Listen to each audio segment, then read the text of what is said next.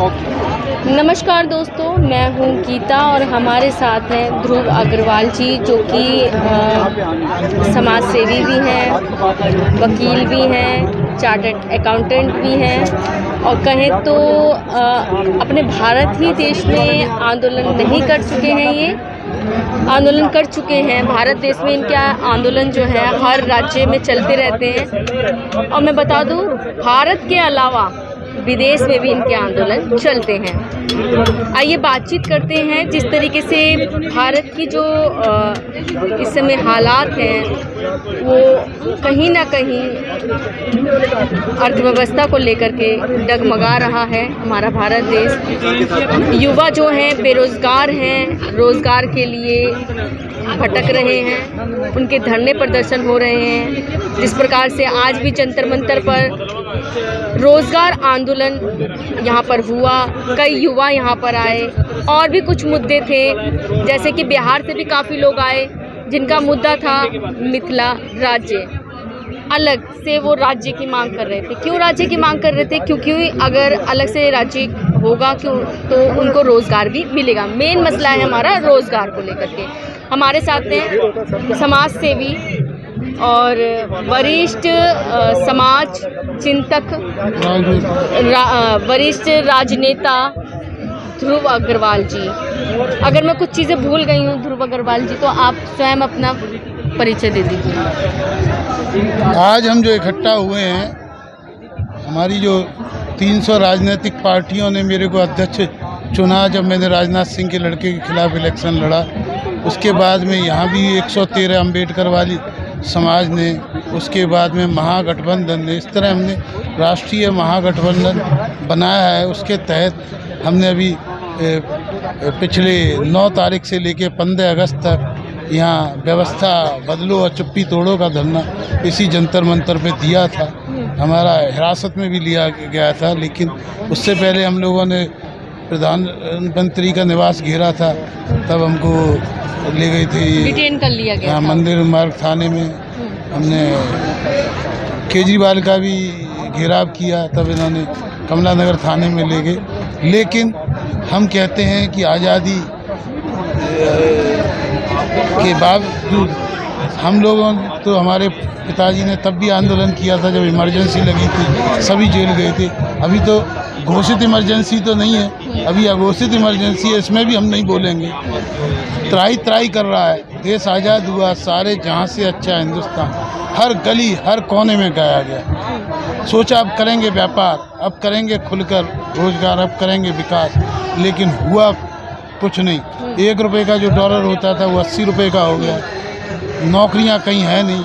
सरकार ने रेल बेच दी, हवाई जहाज बेच दिए, पाइपलाइन बेच दी। सरकारी जो भी डिपार्टमेंट थे उनको भी निजीकरण के तहत उन्हें प्राइवेट किया जा रहा है। प्राइवेट में भी केवल 4-5 घराने हैं। अंबानी अडानी का तो नाम आपने सुना ही होगा। उसके अलावा कुछ घरानों को ही संपत्ति दी जा रही है। आम छोटा व्यापारी त्राही कर रहा है। मैं 14 करोड़ व्यापारियों का भी राष्ट्रीय महामंत्री हूँ।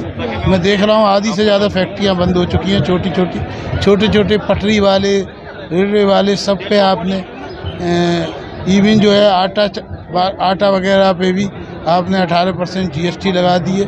रोज़गार की हालत ये हो चुकी है कि सरकारी आंकड़ों के हिसाब से ही 50% से ज़्यादा बेरोज़गारी बढ़ चुकी है, लेकिन असलियत में 90% से ज़्यादा बेरोज़गारी बढ़ चुकी है। व्यापार सने ख़त्म होता जा रहा है। तो इसके लिए आज हमने पूरे देश के व्यापारियों को, देश के श्रमिकों को, देश के किसानों को, बड़े बड़े नेताओं को जो हमारे साथ, मैंने 51 जो किसान नेताओं के साथ पहले प्रेस कॉन्फ्रेंस की, DM सिंह के साथ, राजू सेठी के साथ, वो सब भी आज यहाँ आए थे। संजय सिंह भी थे, गोपाल राय भी थे। मिथिला का भी विकास नहीं हो पाया। हर क्षेत्र के विकास की बात है, उसका भी आंदोलन, इससे कुछ समय पहले हमने आंदोलन किया था जो जातिवादी जनगणना के लिए। बात करें हम, आंदोलन तो छिड़ ही रहे हैं, लेकिन जो अलग राज्यों की डिमांड्स जगह जगह हो रही है, क्यों लग रहा है कि लोग क्यों कर रहे हैं अलग राज्य की मांग? क्या मौजूदा जो सरकार है वो अपना काम, अपना जो दायित्व है वो ठीक से नहीं निभा रही है? ये लगता है कि अलग राज्य हो जाएंगे तो शायद बर्डन सरकार पर कम होगा, सरकार पर बर्डन ज़्यादा हो गया है क्या इस वजह से, या सरकार मक्कारी कर रही है? देखिए, जो केंद्र सरकार धीमे धीमे अपना होल्ड करे जा रही है और स्टेट को पैसा भी नहीं दे रही है, और राज्य सरकारों की हालत 18 राज्य की श्रीलंका से बुरी हालत है। हमारा देश वास्तव में केवल सेंट्रल के अलावा राज्य दिवालिया की कगार तक पहुंच चुके हैं। व्यापार बिल्कुल है नहीं, और सरकार की जो पॉलिसियां हैं वो लूट खसूट की पॉलिसियां हैं, और वो झूठे वादे में मस्त है। मस्त इतना है कि वो आंकड़ों में भी हेरा फेरी दिखाते हैं। जितनी आत्महत्याएं युवकों की, पहले केवल किसानों की आत्महत्याएं आप सुनती होंगी, गीताजी आज व्यापारी आत्महत्या कर रहा है, पढ़ा लिखा नौजवान आत्महत्या कर रहा है, इंजीनियर आत्महत्या कर रहे हैं। NHRM के जो ह्यूमन राइट कमीशन सरकार का है, उसके आंकड़े हैं कि इस बार किसानों से ज़्यादा छोटे छोटे व्यापारियों ने आत्महत्या की है, क्योंकि मकड़ जाल में फंसे हुए हैं। सरकार दिन पे दिन टैक्स थोपे जा रही है और चलने नहीं दे रही है व्यापारी को। इसलिए हमने पूरा देशव्यापी आंदोलन, लेकिन हम जो आंदोलन कर रहे हैं, मैंने जब इलेक्शन लड़ा था तब भी रोजी रोटी सुरक्षा कानून लाने की बात थी कि हर एक को रोजी और रोटी की सुरक्षा मुहैया कराई जाए। आज क्या है, इसके लिए हम गाय के ऊपर भी अभी हमने कल भी एक सबमिट की थी IIC के अंदर, परसों भी की थी कॉन्स्टिट्यूशन क्लब में, इससे पहले महाराष्ट्र भवन में की थी। डेली की डेली आज भी हमारी 4:30 बजे पीड़ागढ़ी पे मीटिंग है, उसके अंदर पूरा हम लोग एक पूरे देशव्यापी आंदोलन करेंगे, क्योंकि सरकार सुनने को राजी नहीं है। यहाँ तक कहते हैं लोग वो अपने सांसदों की नहीं सुन रही, अपने विधायकों की नहीं सुन रही, कुछ 2 लोग सरकार चला रहे हैं। और यहाँ पर जो केजरीवाल सरकार है, उसने भी क्या किया है, सारे सफाई कर्मचारियों को जिनको परमानेंट का वादा किया था, उनको किसी को परमानेंट नहीं किया, बल्कि उनको काम भी नहीं दिया जा रहा है सफाई का। महीने में 2-4 दिन काम दिया जाता है और एड हॉक बेसिस पे। DTC के कर्मचारियों को बाहर निकाल दिया गया।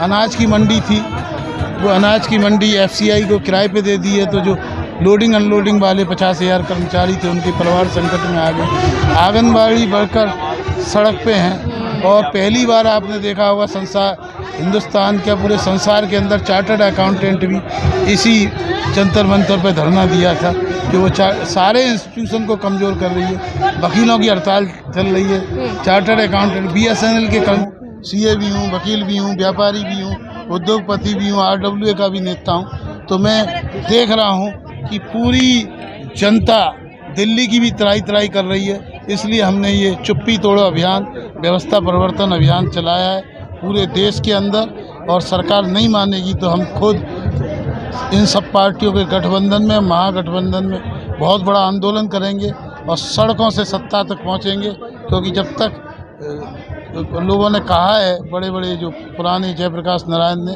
कि जब तक सड़कों पे लोग नहीं आते तो संसद बेलगाम हो जाती है। उसी तरह आज संसद और जो मंत्री हैं वो बेलगाम हो गए हैं, उनमें लगाम कसनी होगी, और लगाम के बाद भी अगर वो नहीं माने तो हमको आक्रमण करना होगा, यानी राजनीतिक आक्रमण करना होगा, खुद सत्ता में आना होगा। अन्ना हजारे का भी हमने उनसे भी लगातार मीटिंग चल रही है, वो भी यहाँ पे आ रहे हैं। और भी आज भी देहरादून में हमारी बहुत बड़ी 350 IAS अफसर हमारे साथ काम करते हैं, डॉक्टर कमल तावड़ी, BN शुक्ला वगैरह, वो सब लोग। आपको लग रहा है कि तमाम जो देश का युवा है वो आपका समर्थन करेगा, क्योंकि आप तो वैसे भी युवाओं के लिए ही लड़ाई लड़ रहे हैं, रोज़गार के लिए ही लड़ाई लड़ रहे हैं कि रोज़गार कब मिलेगा, बेरोज़गारी कब हटेगी? जिधर जवानी चलती है उधर जमाना चलता है, ये मेरा स्लोगन है। और जहाँ यदि युवाओं को रोज़गार नहीं मिलेगा तो सारी व्यवस्था ही ख़त्म हो जाएगी। रोज़गार ना होने की वजह से युवाओं की शादी नहीं हो पा रही है, क्योंकि पारिवारिक हर रेस्पॉन्सिबिलिटी, उससे व्यवसाय भी बढ़ रहा है। और मैं आपको बताऊं, जब सरकार ही खुद व्यभिचार पे उतारू हो गई है, जब दिल्ली की सरकार केवल शराब बेच के पैसा कमाना चाहती है और लॉजिक ये देती है कि शराब से ही पैसा कमाया जा सकता है ना, शराब पीते हैं तो व्यभिचार बढ़ता है, प्रोस्टिट्यूशन बढ़ता है। अब भारत की जो सरकार है बीजेपी, उसने अपने कॉन्स्टिट्यूशन क्लब में 1 तारीख से शराब बेचनी शुरू कर दी, यानी एमपीओ को शराब बेच के पैसा कमाना चाहते हैं। तो ये हालत हो गई है इस देश की। तो आप ये बताओ, जब सरकार ही कहती है कि शराब, तम्बाकू और ये गलत कामों से ही हम पैसा कमा सकते हैं, तो युवा क्या करेगा? तो बहुत महिलाओं की स्थिति इतनी ख़राब है, मैं आपको क्या बताऊं, क्योंकि मैं तो बहुत सारे 350 नारी संगठनों से भी जुड़ा हुआ हूँ। वुमेन चैम्बर ऑफ कॉमर्स भी, मेरी पत्नी इसकी नेशनल चेयरमैन है, लेकिन वास्तव में मैं ही उसको सपोर्ट देता हूँ। तो बहुत सारी हम महिलाओं को भी देख रहे हैं, उनको कोई मदद नहीं मिलती है। कहने को होती है कि महिलाओं को, लेकिन और एक आदमी से 20 गुना मेहनत करनी पड़ती है महिलाओं को उसी लेवल पे। आप भी देखते होंगे कि महिला की जो पुरुष पत्रकार हैं उनकी तुलना में आपको, क्योंकि महिलाओं को जब भी किसी को महिलाओं को दबाना होता है, उसके करैक्टर पे, चरित्र पे लांछन लगा के उसको नीचा दिखाने की कोशिश होती है। इसी तरह नौकरियों में हो रहा है, व्यापार में हो रहा है। तो मेरे साथ हमने यहाँ पे 250 सीटों में से आधी सीटें हम देंगे महिलाओं को, और बाकी में से आधी वर्दी वालों को और बाकी जनता को, क्योंकि वर्दी वाले भी परेशान हैं। बहुत से लोगों ने अब जो है 17 साल में हो जाएंगे सैनिक और 21 साल में हो जाएंगे पूर्व सैनिक। केवल सरकार क्या चाहती है, किसी तरह 2024 के इलेक्शन तक इस बेरोजगारी के मुद्दे को 3-4 साल टाल दें, इस बहाने ये मुद्दा है।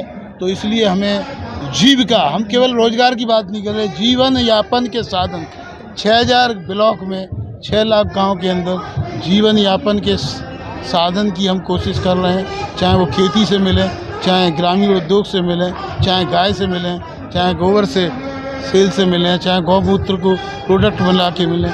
क्योंकि हमें पता है रोज़गार तो उत्पन्न हो नहीं सकते, रोज़गार के लिए पूंजी चाहिए। पूंजी इस देश से सारी खींच ली गई है कुछ करोड़पतियों के हाथ में, और उन्होंने पूरा मशीनीकरण कर दिया है। बड़ी बड़ी 10-10 हज़ार करोड़ की फैक्ट्रियों में लेबर है ही नहीं, वहाँ पे मशीनों से चलता है, कंप्यूटर से अपनी केबिन में बैठे इंजीनियर देखते रहते हैं। तो मज़दूरों को काम देने के लिए हम alternative planning commission, rural business hub, इस तरह के काम कर रहे हैं। तो अभी जो मैं आपको बता रहा हूँ, इस आंदोलन के अंदर आज आपने देखा, इस आंदोलन के अंदर हमारे साथ आम आदमी पार्टी के भी नेता आए हुए थे, संजय सिंह भी आए थे, गोपाल राय भी। हालांकि हम आम आदमी पार्टी के बिल्कुल खिलाफ है, लेकिन रोजगार के मुद्दे पे हम जो आंदोलन कर रहे हैं वो पार्टी विहीन आंदोलन है। जायज़ चीज़ें उसके आप साथ हैं? हाँ, नहीं, वो हमने ये आंदोलन के हम नेतृत्व कर रहे हैं, वो हम हमारे साथ आ रहे हैं, क्योंकि हमारे जो जायज़ चीज़ें होंगी उनके तो साथ ही रहेंगे ना आप सर। तो हमने एक आंदोलन, समाज सेवी भी। हाँ, तो ये हमारा आंदोलन है, उसमें हमारे साथ संजय सिंह भी आए थे, गोपाल राय भी आए थे, BM सिंह जो किसानों के नेता हैं, जिनके संग मैंने बहुत प्रेस कॉन्फ्रेंस की है, धरना दिया है, बैठ के हुक्का पिया है उस पर, तिगरी बॉर्डर पे और दूसरे बॉर्डर पे 799 नंबर पे मेरा बनाया हुआ अभी भी खोखा वहाँ पे अभी जिंदा है, वहाँ पे बैठे हुए हैं हमारे साथी संजीव शास्त्री। और तमाम युवाओं को क्या संदेश देना चाहिए? युवाओं को ये संदेश मेरे को देना है कि आप आगे आओ, और इस जहाँ भी आपकी रुकावट हो आप स्वयंजीवी बनो और रोज़गार करो। इस सरकार केवल आपको वादे देगी। दूसरी चीज़ मैंने सरकार को भी कहा है कि जितना एम्प्लॉयमेंट एक्सचेंज सरकार के हैं, जिनके अंदर जितने भी लोग रजिस्टर्ड हैं, उनको आप रोज़गार तो नहीं दे पा रहे, उनको छोटा छोटा लोन तो दो, उनको तकनीक तो दो, जिससे वो अपना ये जो बेरोज़गार में इतने आपने रजिस्टर्ड करा लिए, रजिस्ट्रेशन में भी उसके पैसे लगे, उन युवाओं को मैं ये कहूँगा मेरे साथ आओ, सीखो। हम 27 को भी IIC में छोटे छोटे धंधे कराना आपको सिखा रहे हैं, जो आपके 10,000 में, 20,000 में, 5,000 में हो जाएंगे निःशुल्क। उसके बाद में आप जहाँ जहाँ आप कहोगे हम आएंगे, आपको सिखाएंगे भी। आप दोनों काम करना है। जहाँ सरकार को लात मारने की ज़रूरत है, लात भी मारिए, लेकिन आप ये समझ के चलिए अपनी रोटी खुद कमानी है। सरकार केवल आपका काम बिगाड़ रही है। इस देश के अंदर सरकार आपका सहयोग नहीं कर रही। हमने आज भी ज्ञापन देके उनकी छाती पे पैर तो रख दिया है, चाहे प्रधानमंत्री हो, चाहे गृह मंत्री हो, चाहे HRD मिनिस्टर हो। शिक्षा नीति में भी बदलाव करवाया है, स्किल डेवलपमेंट में भी बदलाव करवाया है। और आज हमने ज्ञापन दिया है निर्मला सीतारमन जी को भी, राष्ट्रपति गृह मंत्री को ज्ञापन दिया। हाँ, ये प्रधानमंत्री को हमने, ये राष्ट्रपति को ये ज्ञापन दिए हैं बाकायदा मोहर लगा के। लेकिन हमें बड़े खतरे, ये मेरे सिग्नेचर भी आप देख रहे होंगे, ध्रुव अग्रवाल है ना, ये राष्ट्रपति को हमने दिया है, ये हमने दिया है गृह मंत्री को। और ज्ञापन इतने दिए जा रहे हैं, लेकिन सबसे बड़ी बात ये है, किसी ज़माने में सरकार जन सहयोग की बात करती थी, जनता दरबार लगाती थी। आज जनता दरबार नहीं होती, आज प्रधानमंत्री मन की बात कहते हैं, लेकिन वो सुनते नहीं, क्योंकि प्रधानमंत्री बने हैं जन सेवक के लिए, सुनाने के लिए नहीं, सुनने के लिए। लेकिन वो सुन नहीं रहे हैं, लेकिन हम सुना के रहेंगे। यदि वो नहीं सुनेंगे तो कानों पे अभी हम आवाज़ दे रहे हैं, अभी हम कागज़ दे रहे हैं, नहीं तो धमाका होगा, उनके कानों पे धमाका होगा। और 4 कुर्सियों की जो सरकार है, उस पर चारों पे, एक तरफ किसान छीनेगा, एक तरफ मजदूर छीनेगा, एक तरफ व्यापारी छीनेगा और एक तरफ युवा छीनेगा। यहीं पे 24 तारीख को अब हम करेंगे जय जवान जय किसान जय नौजवान आंदोलन। और इसके अंदर सारे किसान, वर्दी वाले, नौजवान और महिलाएं सब हमारे साथ होंगी। और हम कहेंगे यदि सरकार इनकी नहीं सुनेगी तो हम सुना के रहेंगे, उसके बाद नहीं होंगे तो धमाका होगा। तो इसलिए प्रधानमंत्री को धमाका कैसा? धमाका होगा, उनकी सत्ता खींची जाएगी। धमाके का मतलब हिंसक नहीं, हम शांतिपूर्वक, शांति जहाँ ज़रूरत होगी अशांति भी होगी, लेकिन अशांति वायलेंस नहीं होगा। अशांति का मतलब जो है शांतिपूर्ण तरीके से नियम तोड़ेंगे, उनकी जो पॉलिसी हैं वो तोड़ेंगे। जिन एरिया में वो कहेंगे कि प्रधानमंत्री निवास नहीं घेरा जा सकता, उसको घेरेंगे। कहेंगे मुख्यमंत्री निवास नहीं घेरा जा सकता, उसको घेरेंगे। पहले भी हमने मिलावट के खिलाफ आंदोलन किया था, प्रधानमंत्री के घर पे ताला लगा दिया था और होम मिनिस्टर के घर पे ताला लगाया था। यानी कि आप आंदोलन करेंगे, पीसफुल आंदोलन। हाँ, पूरे देश को इकट्ठा करेंगे, मीडिया से भी करेंगे, सोशल मीडिया से भी करेंगे, सड़कों पे भी उतरेंगे, मार्च भी करेंगे और खेतों में भी करेंगे। आज हमने घोषणा कर दी है और उनसे कहा है कि हम आपकी भी पॉलिसियों का विरोध करते हैं गोपाल राय, लेकिन हम चाहते हैं आपसे कि आप हमको टैंकर प्रोवाइड करें, पानी प्रोवाइड करें, क्योंकि अब जंतर मंतर के अलावा खेतों में भी आंदोलन होगा। ये हमने आज बोल दिया है।